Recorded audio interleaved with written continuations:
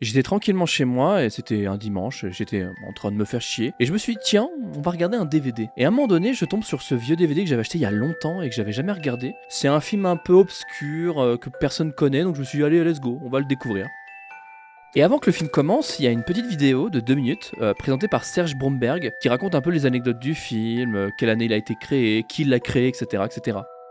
Qui connaît le réalisateur Georges Et Archambault? pendant que j'étais entre le je m'endormais et en même temps ça Et m'intéressait, dès son deuxième film, Cimarron de Wesley Ruggles en 1931, elle avait été nominée aux Oscars. le présentateur, à un moment donné, il a dit ça. Pour l'anecdote, on raconte que Peg Entwistle, qui jouait dans 13 Women, se suicida juste après la finition du film en sautant des fameuses lettres qui surplombent la colline de Hollywood. Peg Entwistle. On raconte que Peg Entwistle, qui jouait dans 13 Women, J'ai jamais entendu parler d'elle, c'est qui? de Hollywood. Faut que je fasse des recherches.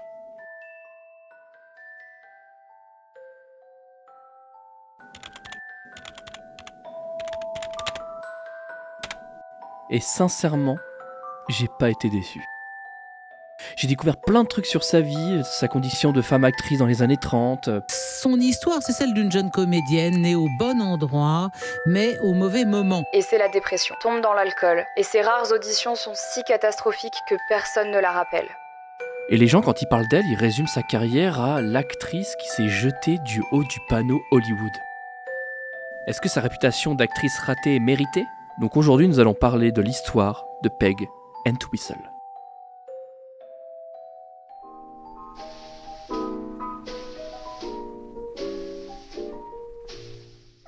Bon, j'ai pas besoin de vous l'apprendre, le monde de l'artistique est incertain. C'est très dur de vivre de son art, et une fois qu'on y arrive, il faut sans cesse se renouveler au risque de tomber dans l'oubli. J'adore me renseigner sur le cinéma, livres, documentaires, internet, bref, j'adore grignoter ce genre de choses. Mais ce que j'aime le plus, c'est le côté sombre du cinéma. Vous savez que le panneau Hollywood à la base était un panneau publicitaire, et que son nom au début était Hollywoodland. Cette anecdote ne sert à rien. Mais moi je kiffe. En faisant des recherches un peu plus approfondies, j'ai découvert une personne qui a rendu le panneau célèbre d'une façon tragique, avant même qu'il devienne un monument historique. Dans une période où le cinéma parlant avait seulement 5 ans.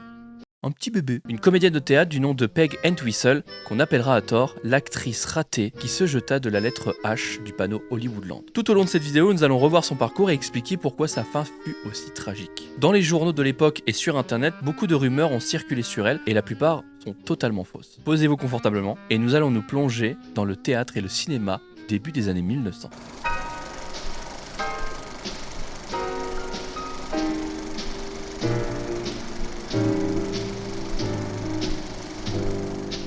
Pour commencer, Peg est née dans une famille qui était déjà propice au métier d'artiste. Millicent Lillian Entwistle, née le 5 février 1908 au Pays de Galles. Ses parents, Robert et Emily, tenaient ce qu'on appelle une boarding house. Désolé pour mon accent. En gros, c'est une maison d'hôtes. D'un côté, Emily était gérante, et de l'autre, Robert s'occupait des boissons. Mais Robert avait une passion, car oui, dans son temps libre, c'était un acteur et régisseur de théâtre. Pas forcément un grand acteur, mais le genre de gars indispensable. Le techos de l'époque. Peg a aussi un oncle, du côté de son père, Charles Entwistle, qui est lui aussi acteur de théâtre, mais avec un petit truc en plus. Il est manager d'acteurs de théâtre. Et en 1906, Charles se barre aux États-Unis pour aller bosser avec Charles Frohman. Il se peut que ce nom ne vous dise rien, mais sachez qu'à cette époque, c'est le boss game du théâtre. Les plus grandes pièces du moment sont produites par lui. Peter Pan de Jim Barry. C'est lui. Car avant d'être un livre, Peter Pan, à la base, c'était une pièce de théâtre. Petite anecdote pour vous montrer l'importance du gars. Le titre de base de Peter Pan, c'était Le garçon qui ne pouvait pas grandir. Et Charles, il a dit non, on va l'appeler Le garçon qui ne voulait pas grandir. Barry, il a dit banco. Si je vous raconte tout ça, c'est pour comprendre dans quel environnement familial Peg est née. On arrive en 1910 et ça sera une année un peu mouvementée pour la famille Entwistle. Déjà, pour commencer, les parents de Peg divorcent. On n'a jamais trop su pourquoi, mais c'est son père qui obtient la garde de Peg. Ce qui était, pour l'époque, très rare. Dans les recherches que j'ai faites, dans ses biographies, on rapporte que sa mère meurt et c'est pour ça que son père se retrouve tout seul. Et en fait, non, c'est bien à cause d'un divorce. Et c'est lui qui aurait demandé la garde de Peg. Mais rien n'est mentionné sur le pourquoi du comment. Surtout qu'après le divorce, Peg n'aura plus de contact avec sa mère. Donc Robert se retrouve seul avec sa fille, mais il peut compter sur sa famille pour l'aider dans sa situation de père célibataire.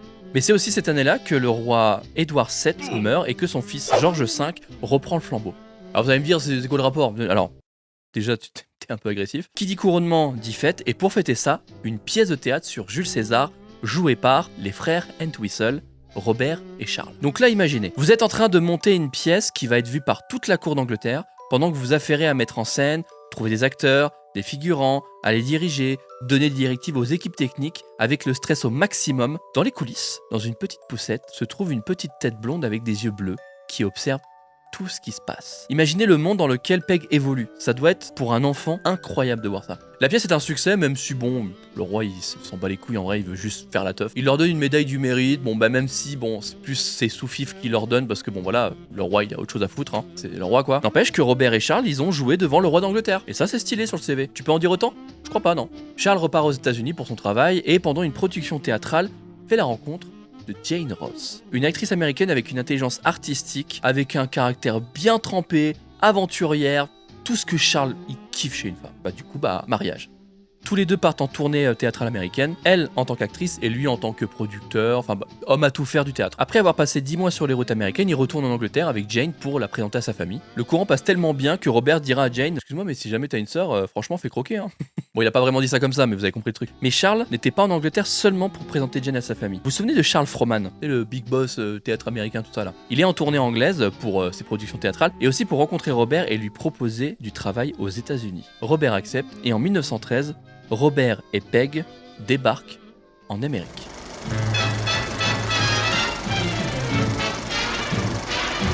Peg, qui avait 5 ans au moment de son arrivée aux États-Unis, a dû, je pense, être impressionnée par la grandeur de l'Amérique. Elle ne lâchera pas la main de son père tout le long. Tout est démesuré, bruyant. Beaucoup d'immigrés comme elle sont sur le point de vivre une nouvelle vie. Elle est anxieuse, hein, c'est normal, elle est toute petite, mais elle a confiance en son père. Robert se met vite au travail et foule les planches new-yorkaises. Il fait de l'acting, de la régie, bref, il touche à tout. Sa carrière, elle décolle pas vraiment, mais lui, en vrai, il s'en fout parce que lui, il veut juste kiffer, parce que le théâtre, c'est juste une passion pour lui. Jane, de son côté, a pris Robert au mot quand il lui dit « Ouais, t'aurais pas une sœur ?» et lui présente Loretta, sa sœur, et c'est le coup de foudre. Et le courant passe super bien avec Peg. Loretta, c'est une femme douce, gentille, hyper patiente, une maman parfaite pour Peg. De son côté, Charles, ça marche très bien en tant que manager de théâtre. Donc on lui fait confiance pour réaliser son premier film, Mrs. Weeks on the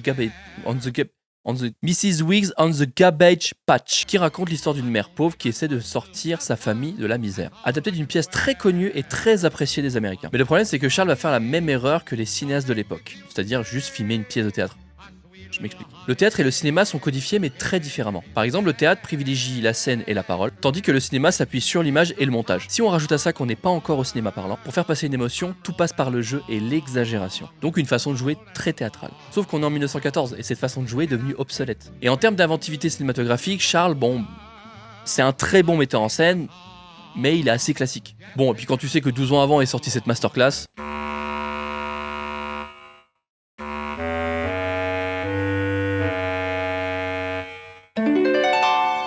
Désolé mon Charles, hein, mais t'as pas d'excuses. La critique va pas forcément être emballée par le film, même s'il aura un petit succès. Il sera considéré comme un film ok tiers, oubliable. Mais cette petite expérience lui permettra d'avoir un petit réseau dans le monde du cinoche. Et vu ce qui va se passer juste après, Charles il va en avoir besoin. Bon, vous vous souvenez de Charles Frohman, on en a parlé plusieurs fois, le big boss du théâtre, blablabla. Eh bien, il décède noyé pendant son voyage vers l'Angleterre. Et j'ai une anecdote un peu cool par rapport à sa mort. Donc il était à bord du RMS Lusitania en partant vers l'Angleterre hein, pour son boulot et puis aller rendre visite à son pote J.M. Barrie, hein, le créateur de Peter Pan. Et malgré la mise en garde que le voyage pouvait être potentiellement dangereux, hein, car ça fait 1 an que la première guerre mondiale a éclaté, Frohman il s'en bat les couilles. C'est vraiment, il s'en branle, il y va quand même. C'est pas des torpilles allemandes qui vont m'empêcher de bosser, non ? Puis quoi encore ? Bon, ça a pas loupé, un sous-marin allemand torpille le bateau et coule en 20 minutes. Voilà, terminé. Pendant ces 20 minutes-là, notre bon Frohman, gentleman, aide l'actrice Rita Jolivet à monter sur un canot de sauvetage. Mais malheureusement, il n'y avait plus de place. Et surtout que Frohman avait un handicap à la jambe à cause d'une vieille blessure. Jolivet l'implore de monter dans le canot et de se trouver une petite place parce que sinon, il va dead le man, hein. Et là, Frohman, il lui aurait répondu « Pourquoi craindre la mort ? C'est la plus belle aventure de la vie. » Franchement, beau gosse. Bon, par contre, on n'a jamais retrouvé son corps. Mais putain, il est parti comme une légende. Bon bref, on revient à Peg. Eh bien pendant que son père est en lune de miel avec Loretta, c'est Jane et Charles qui s'occupent d'elle. Son oncle l'emmène partout voir les pièces qu'il produit. Et comme Peg c'est une petite fille curieuse et très sociable, elle pose plein de questions. Elle va en coulisses, elle parle avec les acteurs, bref, son amour du théâtre commence à se développer de plus en plus. Et en vrai c'est pas vraiment étonnant, vu l'environnement dans lequel elle vit. On fait un petit saut dans le futur, car Robert doit trouver un vrai boulot pour subvenir aux besoins de sa famille. Car il doit accueillir son 3e enfant. Peg a maintenant 2 petits frères issus de l'union entre son père et Loretta, Milton et Bobby Entwistle. Robert ouvre un magasin de papeterie qui marche plutôt bien et va permettre de faire vivre sa famille décemment. On arrive en 1918 et Peg a 8 ans. Et avec sa tante Jane, un soir, ils vont aller voir une pièce de théâtre qui scellera à jamais son amour pour les planches. Peg, Oh My Heart. Ah, cet accent anglais là. La pièce raconte l'histoire d'une orpheline forte, rare pour l'époque, d'avoir un personnage principal féminin avec un fort caractère, qui à la suite d'un héritage inattendu est envoyé en Angleterre, pays natal de Peg, chez des parents riches, mais très froid, et malgré leur mépris envers elle, va rester elle-même et garder sa dignité. Le rôle est joué par Laurette Taylor, une actrice les plus talentueuses et les plus en vogue de l'époque. C'est non seulement la pièce qui va donner son nom de scène, parce que je rappelle qu'à la base Peg, son vrai prénom c'est Millicent, mais c'est surtout qu'elle se reconnaît dans le caractère de l'héroïne de la pièce. Donc c'est décidé, Peg va devenir actrice de théâtre.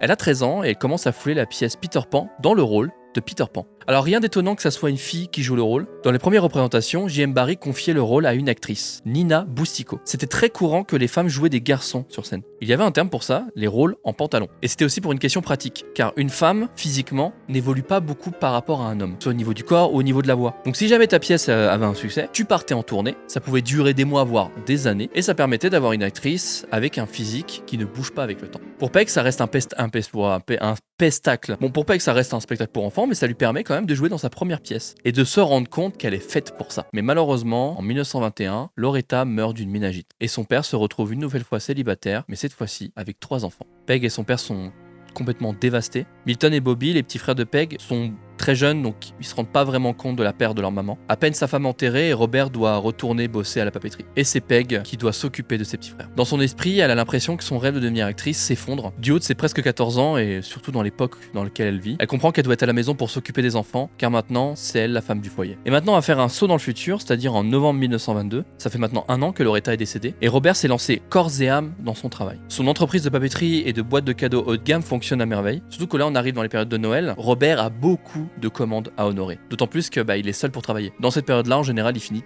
très tard. Après une longue journée de travail bien fatigante, il sort de son magasin situé à Madison Avenue, à New York, pour rentrer chez lui à 5 minutes de son travail. Et au moment d'arriver à son foyer, il se fait violemment percuter par une limousine.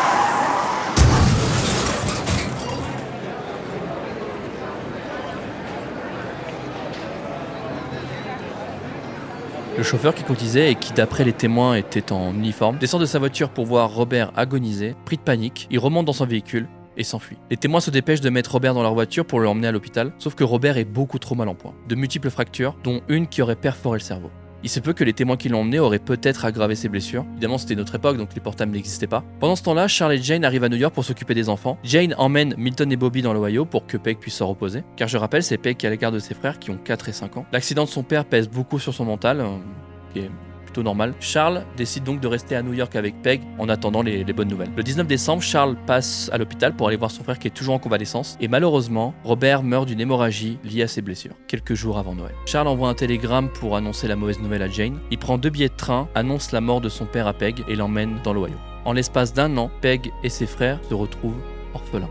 On ne retrouvera jamais le chauffeur de la limousine. Alors si vous avez suivi, vous allez me dire, oui mais attends, mais Peg elle a une mère, donc elle n'est pas vraiment orpheline. Sauf que dans le testament, Robert interdit formellement que Peg soit élevée par sa mère biologique. Alors on n'a jamais su pourquoi, c'est un mystère. Je sais pas quel dinguerie elle aurait pu faire, mais j'ai beau avoir fait des recherches, j'ai pas trouvé. Par la suite, les enfants se font adopter donc par Charles et Jane. Peg de son côté rentre dans une grosse dépression. Et comme jamais 203, Bobby, le plus jeune frère, chope une mastoïdite. C'est une infection de l'oreille facilement guérissable aujourd'hui, mais à l'époque, c'était beaucoup plus compliqué. En gros, c'est du pus qui se forme à l'intérieur de l'oreille et qu'il faut d'urgence drainer. Et ça peut toucher le cerveau. Donc il faut une intervention chirurgicale et on pouvait y rester. Et donc malheureusement... Non, je déconne. Tout va bien. Il s'en est bien sorti. Pardon. Non, il a survécu. L'opération s'est très bien passée, mais... quand même un petit mais. Les médecins sont formels, il faut absolument que Bobby vive dans une région chaude, car ça favorise moins les otites. Donc Charles et Jane prennent une décision radicale, ils emménageront à Los Angeles, plus précisément à Hollywood.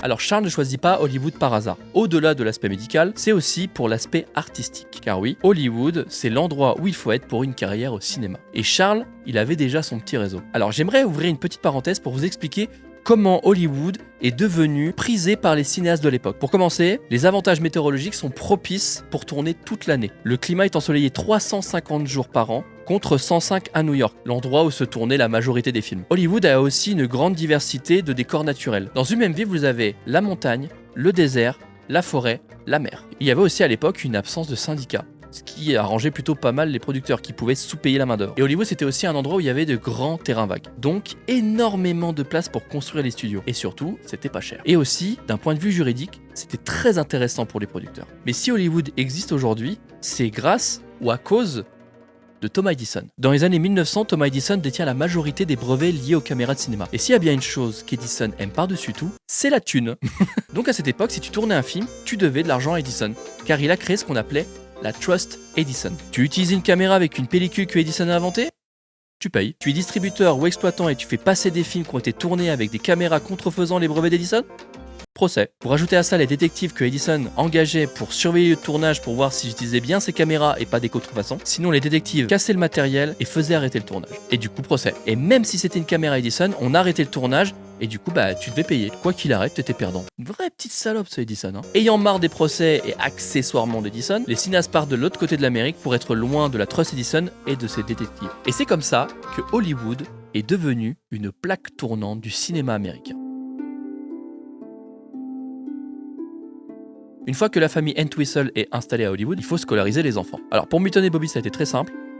Pour Peg, ça a été une autre histoire. Alors déjà, elle veut pas aller dans une école publique parce qu'elle angoisse à l'idée que les élèves découvrent qu'elle est orpheline, parce que tu pouvais te faire harceler pour ça. En plus, c'est une immigrée anglaise, donc elle sait qu'elle va pas forcément se faire des amis. Donc elle demande à son oncle de l'inscrire dans une école privée catholique pour filles, la Bishop School à San Diego. Alors sur leur page Wikipédia, le nom de Peg Entwistle n'apparaît pas dans les célébrités qui ont fréquenté l'école. Et pourtant, elle a bien suivi leur cours. Mon hypothèse, c'est que comme elle n'est pas restée longtemps, elle n'a pas marqué l'établissement. Mais comme vous le voyez sur cette photo de classe, elle a bien suivi pendant quelques mois les cours de cette prestigieuse école. Et d'ailleurs, si vous regardez bien cette photo, la seule élève qui ne regarde pas l'objectif, c'est Peg. Car oui, elle se fait chier. Elle n'est pas à sa place et sur cette photo, c'est flagrant à quel point elle veut être ailleurs. Ce que Peg veut, ce n'est pas aller à l'école. Ce qu'elle veut, c'est d'être sur les planches. Alors elle demande à son oncle si elle peut arrêter l'école. Bon, évidemment, il accepte, parce qu'il sait pas lui dire non.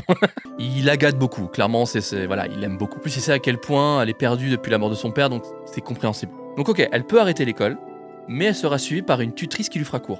Helen Baker. J'ai pas trouvé beaucoup d'infos sur elle, mis à part que c'est une tutrice locale assez influente, et elle repère très vite l'intelligence artistique de Peg. Entre-temps, l'oncle Charles achète une maison délabrée avec un gros potentiel. Située au 2428 North Beechwood Drive, la famille a un vrai coup de cœur pour cette maison qui existe toujours aujourd'hui. La famille est bien installée et tout se passe pour le mieux, et un jour, à l'automne 1923, pendant que Peg lisait des revues théâtrales, un cortège bruyant se fait entendre. Elle descend les escaliers et voit avec beaucoup d'interrogations ce qui se trame dehors. Des grosses lettres défilent dans la rue, en direction du mont Lee, des lettres qui forment le mot Hollywoodland.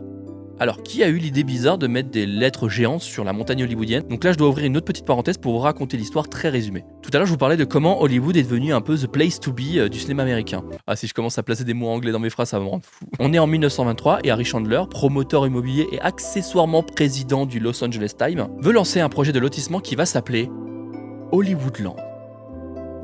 Absolute cinéma. Alors pourquoi pas juste Hollywood ? Parce que land veut dire terrain, donc ça veut dire terrain Hollywood. Donc le panneau Hollywoodland à la base c'était juste un énorme panneau publicitaire qui voulait dire venez acheter un morceau de terrain Hollywood, tout simplement. Alors à la base il devait rester 18 mois, ensuite il a été abandonné, et puis refait, etc. Mais c'est pas le sujet de la vidéo.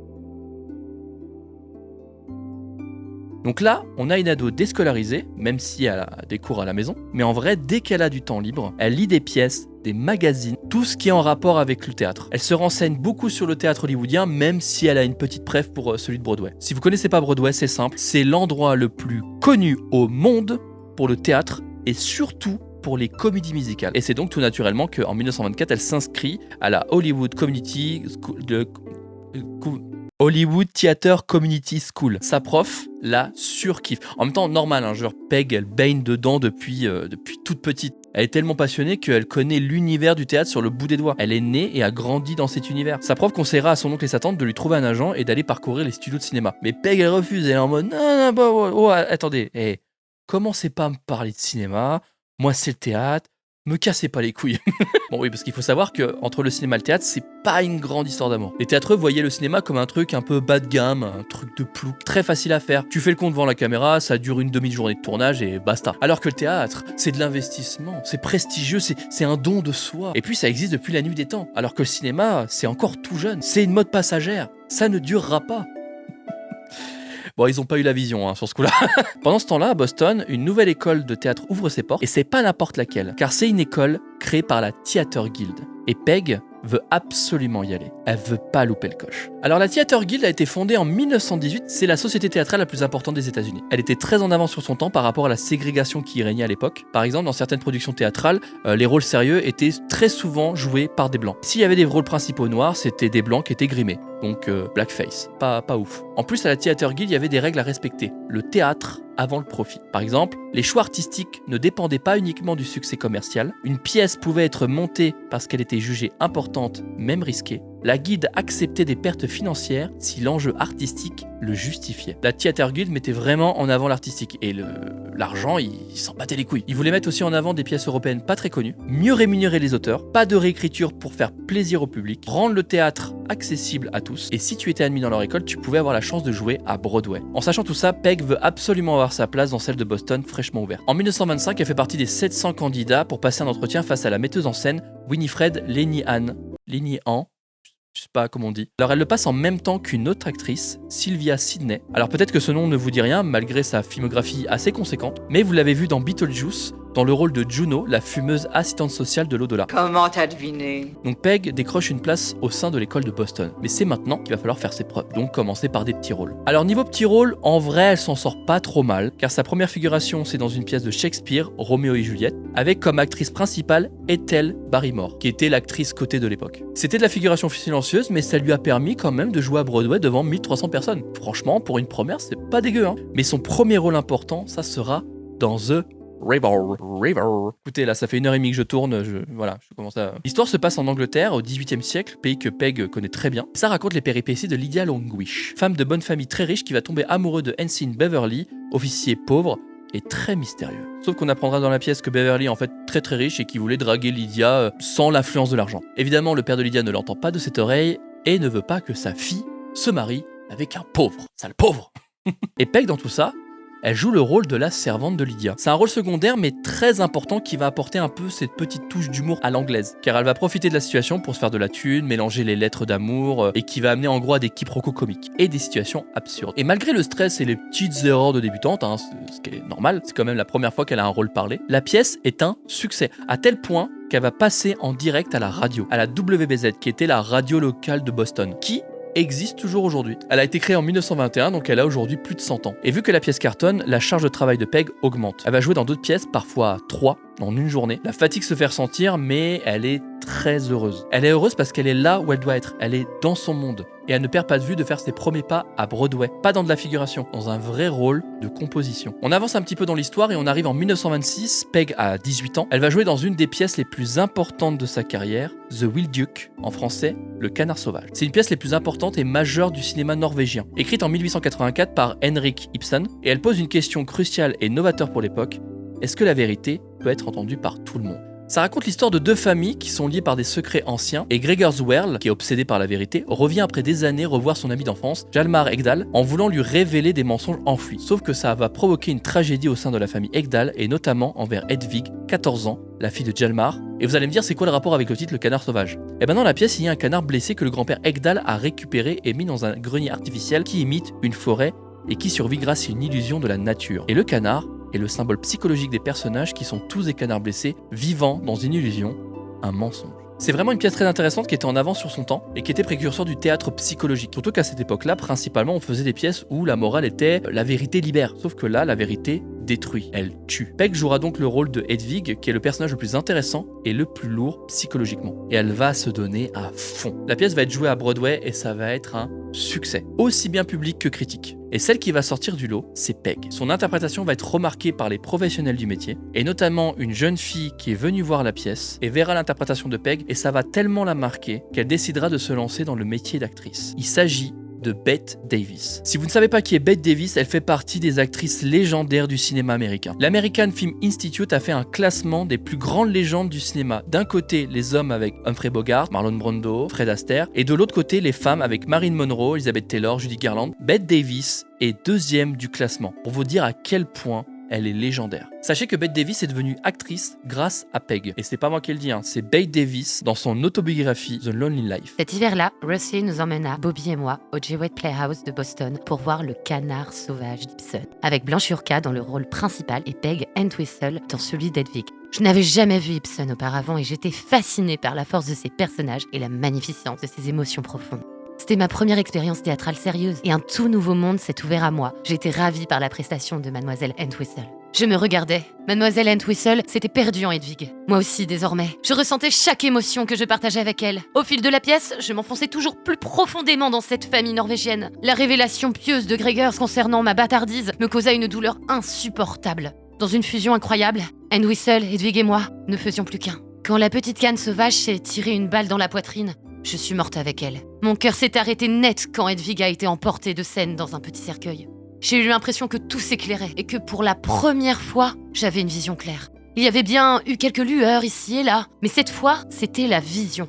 Monsieur Conroy l'avait su avant moi. Je savais maintenant que, plus que tout, malgré tout, je deviendrais actrice. Maman, un jour je jouerai Hedwig. Quelques années plus tard, je l'ai fait. Peg fait maintenant partie des gens qui comptent dans le milieu artistique. Elle a de plus en plus de propositions de rôle et à chaque représentation, les critiques sont élogieuses. Même quand la pièce est moyenne, Peg brille par son interprétation. Les gens du milieu diront même qu'elle fait partie des actrices à surveiller de près, car là, elle est lancée dans une belle carrière. Elle va avoir son propre appartement à New York et gagne $500 par semaine, ce qui correspond aujourd'hui à peu près à $9,000. Bon, malheureusement, Peg est fatiguée, elle travaille quand même 14 heures par jour, entre les répétitions, apprentissage du texte, jouer, etc. Ça va jouer sur son moral, donc elle décide de faire une pause et elle va faire une rencontre qui va bouleverser sa vie, mais pas dans le bon sens du terme.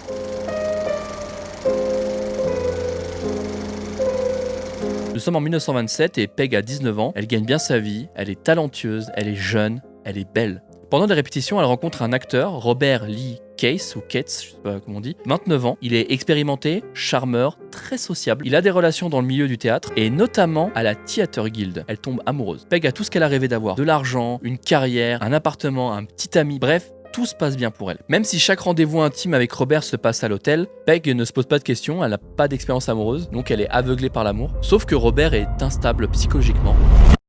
Il est alcoolique.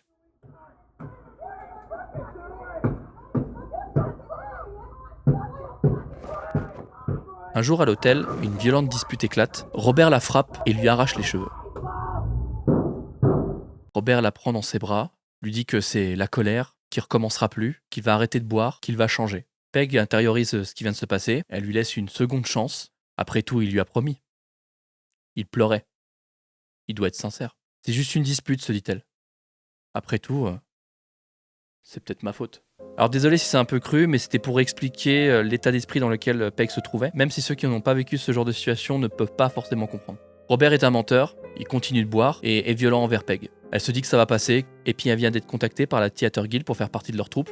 Malgré tout, elle encaisse. Mais malheureusement, en plus d'être un menteur, Robert a des dettes, et il ne gagne pas assez bien sa vie pour les rembourser, donc c'est Peg qui paye. Par exemple, Robert doit une amende pour ivresse sur la voie publique et il doit tout un tas de dettes liées à son problème d'alcool. Et 3 ans après, en 1930, sur un coup de tête, et malgré leur relation chaotique, ils se marient. Personne n'est au courant, à part la Theatre Guild, et ils deviennent, au sein de la troupe, un couple huppé du milieu. Sauf que quelques jours après le mariage, Peg découvre 2 choses. Que non seulement Robert est déjà marié, mais qu'en plus, il a un enfant. C'est la mère de Robert qui en parle à Peg en pensant qu'elle était au courant. Peg ne dit rien, elle décide de garder ça pour elle. Encore une fois, elle encaisse. Un jour, elle est au restaurant avec son mari et un policier alpaga Robert car son ex-femme porte plainte pour non-paiement de pension alimentaire. Ça fait des années qu'il ne la paye pas.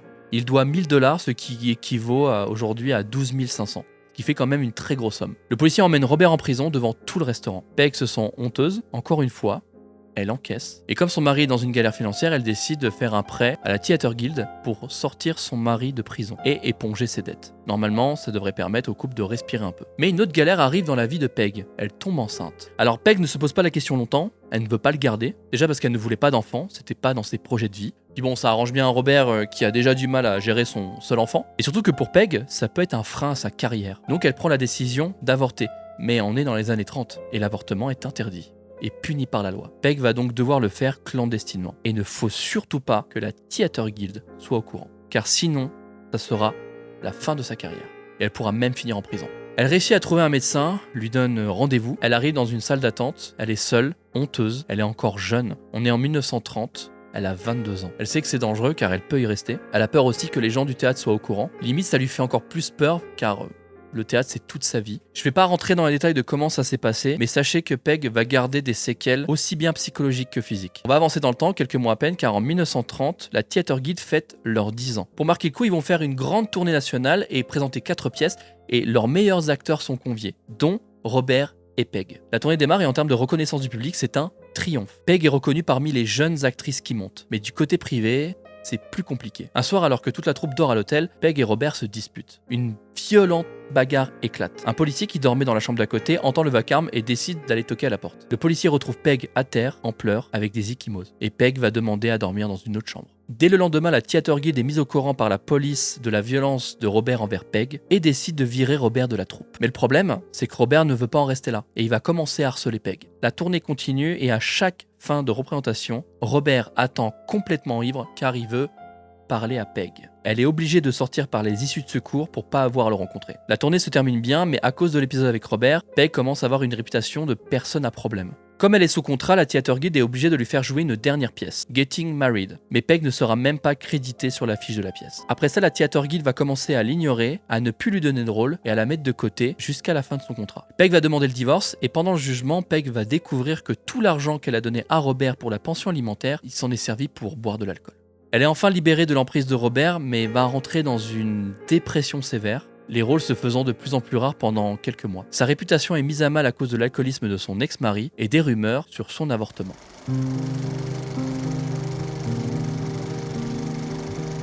Vous vous souvenez de J.M. Barrie, celui qui a créé Peter Pan. En 1905, il écrit une pièce qui s'appelle Alice Sit by the Fire. Waouh, l'accent anglais toujours. Pas forcément la plus connue, mais la plus intéressante d'un point de vue théâtral et psychologique. Ça raconte l'histoire d'Alice Gray qui, après des années d'absence, retrouve sa maison et ses enfants. Alice est une mère fantasque, très obsédée par les romans et les pièces mélodramatiques. Elle voit sa vie comme une pièce de théâtre, ce qui va amener à des malentendus comiques. Si je vous raconte ça, c'est parce qu'en mars 1932 va se dérouler les All Night of Barrie, où seront jouées 2 pièces de Barrie. Désolé d'avance, The Old Lady Show or Medal et Alice Sit by the Fire. Et ça se jouera au Playhouse Theatre à Broadway. Et dans les rôles principaux des 2 pièces vont être confiés à une actrice qui n'a pas foulé la scène depuis 4 ans et dont on avait parlé très vite fait au début de la vidéo, Laurette Taylor. C'est J.M. Barrie lui-même qui veut absolument Taylor pour incarner les rôles principaux.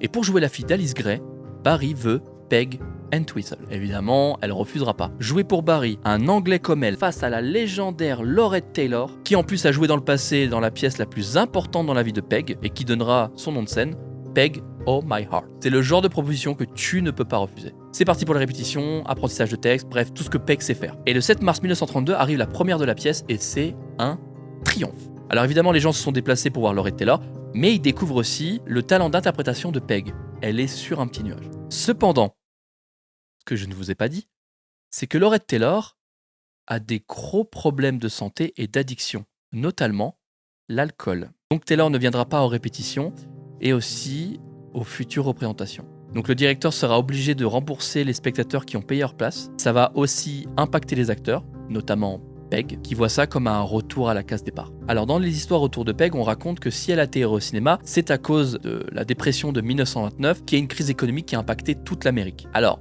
oui et non. Oui, ça a impacté le monde du théâtre, c'est vrai, car les Américains n'avaient plus les moyens pour aller voir des pièces, alors que le cinéma, lui, restait accessible. Dans les années 30, une place pour aller voir une pièce de Broadway coûtait entre 1,50$ et 3$, soit aujourd'hui environ 25 à 50$. Alors qu'une place de cinéma coûtait entre 25 et 50 cents, soit avec l'inflation 4 à 8$. Surtout que les prix de places de cinéma avaient été maintenus pour attirer le public pendant la dépression. Et non, Peg n'a pas vraiment été touchée par la crise, car elle a continué de jouer mais dans des pièces moins importantes. Si elle travaillait moins, c'est surtout parce que mentalement, elle n'allait pas bien. Et son arrivée dans le monde du cinéma s'est faite naturellement. Et c'est même la RKO, énorme société de production, qui fait appel à elle pour jouer dans leur prochaine production, 13 Women. Comme je le disais, la RKO, c'est pas une petite production. Aujourd'hui, elle n'existe plus, mais c'est eux qui vont produire le premier film King Kong, la version de 1933, qui deviendra culte et entrera dans la culture populaire américaine. Petite anecdote là qui sert à rien, c'est grâce à ce film que Peter Jackson deviendra réalisateur. Car c'est un film qui l'a profondément marqué et qui le poussera en 2005 à faire sa propre version, que moi je trouve exceptionnel. Donc, sans la RKO, on n'aurait pas le Seigneur des Anneaux. Enfin si, on aurait le Seigneur des Anneaux, mais on n'aurait pas Peter Jackson. Donc la RKO achète les droits du livre 13 Woman, qui est un carton à l'époque, de Tiffany Toyer, pour l'adapter au cinéma. Ça raconte l'histoire d'Ursula Georgi qui, au cours de sa jeunesse en pensionnat, s'est fait rejeter et humilier par 13 jeunes filles. Des années plus tard, ayant gardé de la rancœur, elle décide de se venger en utilisant un faux mystique qui leur envoie des horoscopes funestes et va essayer de les tuer une par une. Peg Entwistle jouera le rôle de Hazel Cousins, l'une des 13 femmes, et qui aura une histoire d'amour homosexuel. Plutôt rare à l'époque, surtout dans le cinéma des années 30, un rôle de composition intéressant pour Peg. Le film sera réalisé par Georges Archambault, un Français, et le tournage démarre. Mais il y a un souci. Et pour vous expliquer ce souci, il faut que je vous parle du code Hays. Et pour vous parler du code Hays, il faut remonter en 1921 et il faut que je vous présente Roscoe Arbuckle.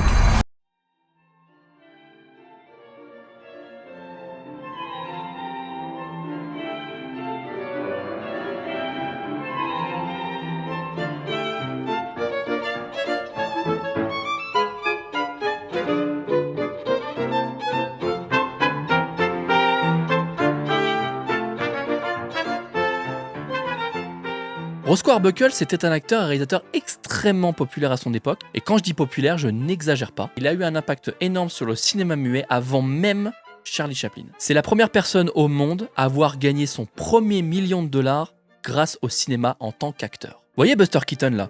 C'est Roscoe Arbuckle qui l'a découvert et qui lui a donné sa chance dans le cinéma. Le gag de la maison qui tombe sur Buster Keaton, c'est iconique hein ? C'est Roscoe Arbuckle qui l'a inventé quelques années auparavant. Vous voyez la danse des petits pains de Charlie Chaplin dans La Ruée vers l'or ? Pareil, c'est iconique hein ? Eh oui, Roscoe l'avait déjà faite. Il y a une légende qui raconte que le pantalon 3 fois trop grand de Charlie Chaplin pour son rôle de Charlot appartiendrait à Roscoe Arbuckle. Alors pour le coup je sais pas si c'est vrai, c'est un truc qui revient souvent dans ses biographies, donc à prendre avec des pincettes, mais je trouve cette histoire un peu stylée. C'est pour vous dresser rapidement le personnage, même si sincèrement ça mériterait une vidéo dédiée. Et dans un futur, pourquoi pas. Donc Roscoe est au sommet de son art et de sa gloire. Mais il y a une chose que Roscoe aime bien faire, c'est faire la fête. Le cinéma est encore à ses débuts, donc il n'y a pas vraiment de garde-fou à l'époque. Les acteurs et les actrices qui gagnent énormément d'argent grâce au cinéma vont avoir tendance à partir en couille pendant les soirées et aussi dans leur vie. Alcool, drogue, sexe. En fait, comme ils sont au sommet, ils ont l'impression d'être intouchables. Je vous conseille le film Babylone de Damien Chazelle qui retranscrit très bien cette époque. Il y a un homme politique, William Hays, un républicain très conservateur, qui trouve que le cinéma est un monde de dépravation et qui donne le mauvais exemple aux petits Américains bien chastes. Donc il attend le faux pas, et notamment celui de Roscoe Arbuckle qui ne le porte pas vraiment dans son cœur.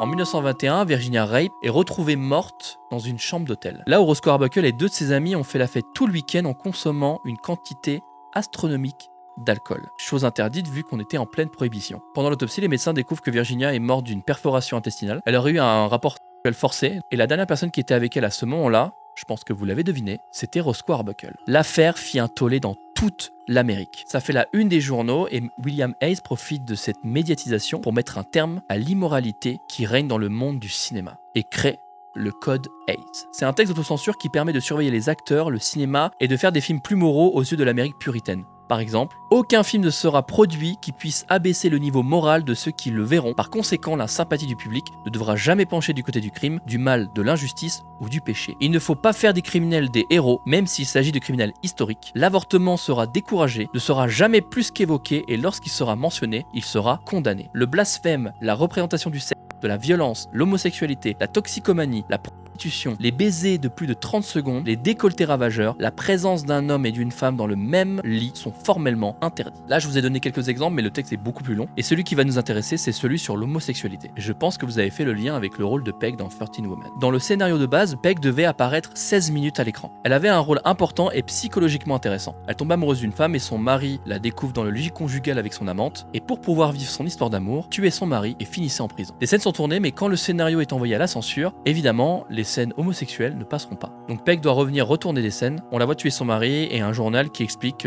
qu'elle a fait ça par excès de folie. Ces scènes seront réduites à 4 minutes de présence à l'écran. Vous pouvez imaginer le coup que ça a dû être pour Peg de voir que ces scènes seront coupées au montage. Pire, le film n'aura pas le succès escompté et fera perdre à la RKO beaucoup d'argent. En réponse à ça, la société licencie la plupart des acteurs, dont Peg, qui se retrouve encore une fois seul, sans argent, avec un moral au plus bas. Elle retourne habiter chez son oncle et sa tante, dans leur maison située au pied du mont Lee, là où on peut voir le panneau Hollywoodland s'illuminer. Un jour, alors que Peg lit le journal, elle découvre un article sur son ex-mari, Robert Case, remarié, ayant arrêté de boire et plus heureux que jamais, pendant que la carrière de Peg est au point mort. Nous sommes le 16 septembre 1932, et un soir, Peg décide d'aller se promener. Elle marche silencieusement sur le chemin qui mène au panneau Hollywoodland, au pied de la lettre H. Elle écrit un petit mot, le met dans son sac et le pose par terre. Elle retire ses chaussures, son gilet, les pose à côté. Elle monte l'échelle normalement destinée aux ouvriers de la maintenance. Elle s'assoit sur le rebord, environ à 15 mètres de hauteur.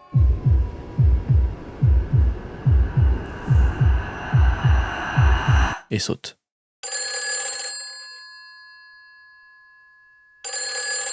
Deux jours plus tard, la police reçoit un appel anonyme. Une femme au téléphone dit avoir découvert un corps 30 mètres en bas du panneau Hollywoodland. Elle préfère ne pas dire son nom et raccroche aussitôt. Jusqu'à aujourd'hui, on ne saura jamais qui a passé cet appel. La police se déplace sur les lieux et découvre le corps d'une jeune femme blonde, complètement disloquée. En remontant le mont Lee, ils découvrent les affaires de la jeune femme, avec un sac. Et dans ce sac, un mot sur lequel est écrit « J'ai bien peur d'être lâche. Je suis désolé pour tout. Si j'avais fait ça il y a longtemps, ça aurait évité beaucoup de souffrance.